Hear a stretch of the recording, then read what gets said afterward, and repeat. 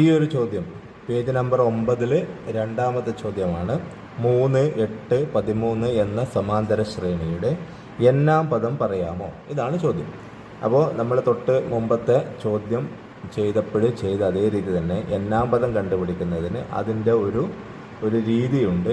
എന്നാം പദം അല്ലെങ്കിൽ നിശ്ചിത സ്ഥാനത്തുള്ള പദം, അങ്ങനെയും ചോദിക്കാം. ഇനി അതല്ല, ഇതൊന്നും അല്ലെങ്കിൽ ഇതിൻ്റെ ബീജഗണിത രൂപം, അതായത് 3, 8, 13 എന്ന സമാന്തര ശ്രേണിയുടെ ബീജഗണിത രൂപം എഴുതാമോ?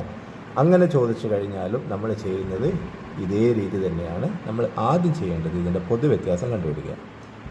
പൊതുവ്യത്യാസം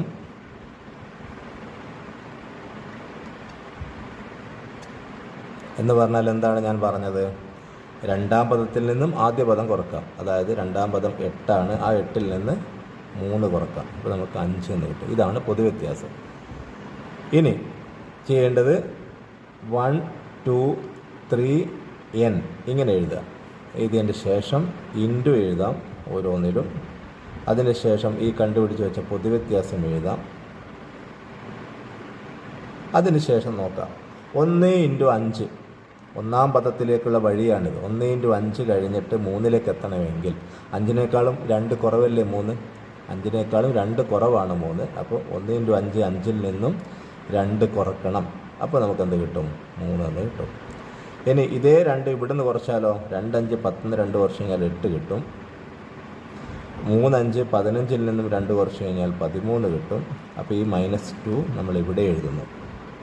അപ്പോൾ നോക്കിയേ, 1, 2, 3 n, ബാക്കിയെല്ലാം റിപ്പീറ്റഡാണ് അല്ലേ? × 5 × 5 × 5 × 5 മൈനസ് മൈനസ് മൈനസ് മൈനസ് 2 2 2 2. എന്നാം പദം എന്ന് പറയുന്നത് ഇതാണ്. അത് നമ്മൾ കുറച്ചും കൂടി നന്നായിട്ട് എഴുതാം. എന്നാം പദം ഈക്വൽസ് n × 5 എന്ന് പറഞ്ഞാൽ 5n ആണ്. 5n. n × 5 എന്ന് പറഞ്ഞാൽ 5n ആണ്, -2. ഇതാണ് ഇതിൻ്റെ ഉത്തരം.